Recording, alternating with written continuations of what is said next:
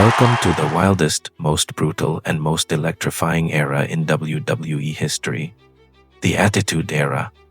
This was the time when TV ratings skyrocketed, superstars became pop culture icons, and every rule was broken without hesitation. In just a few minutes, we're going to break it all down. Let's go. The Attitude Era kicked off around late 1997 and lasted until 2001. This was the time when WWE intentionally made its shows more mature, more intense, and packed with drama. Why? Because the ratings were collapsing. WCW was winning the ratings war.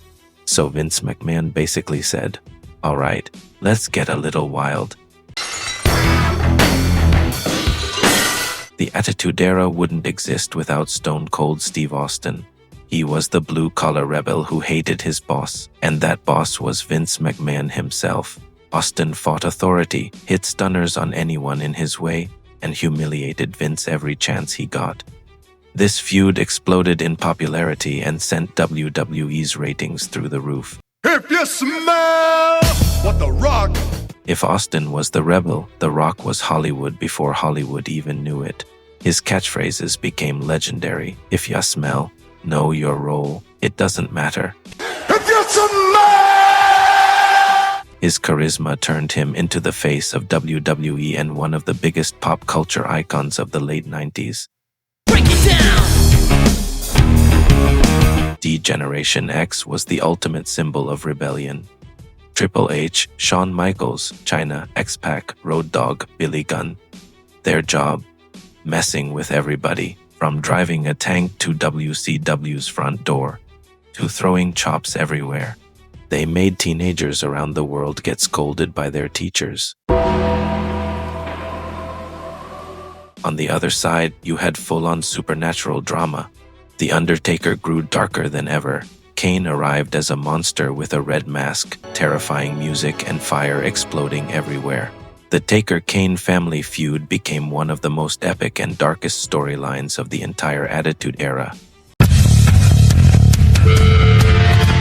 The Attitude Era also unleashed a tag team revolution. The Hardy Boys flew around like circus acrobats, the Dudley Boys sent people crashing through tables, and Edge and Christian mixed comedy with absolute brutality. The ladder matches and TLC wars from this era are still considered some of the greatest of all time. Don't treat me like a woman. Don't treat me. The women's division also began to rise, thanks to Trish Stratus, Lita, Chyna, and others. Unfortunately, the Attitude Era was also infamous for its cringe segments and heavy objectification, but from this era came the women who eventually paved the way for the future women's evolution. Mick Foley was the absolute legend of pain. Whether he showed up as Mankind, Cactus Jack, or Dude Love, every version of him was insane. His most iconic moment, getting thrown off the Hell in a Cell in 1998, that wasn't a movie stunt, that was 100% real. The Attitude Era was also heavily influenced by ECW, the hardcore promotion that pulled absolutely no punches. A lot of the Attitude Era's wild ideas came straight from there.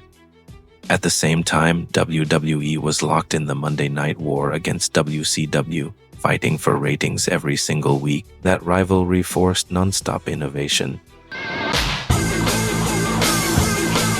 WWE eventually won the ratings war. Austin, The Rock, The Undertaker, and Triple H were all at their peak. But in 2001, both WCW and ECW collapsed. With no real competition left, WWE gradually shifted into a safer product, and the Attitude Era slowly came to an end. Despite all the controversy, the Attitude Era is still remembered as a golden age. It turned wrestlers into global icons. It made wrestling mainstream, and even today fans keep wishing that era would return. A wild era, full of drama, chaos, and moments that made millions fall in love with WWE.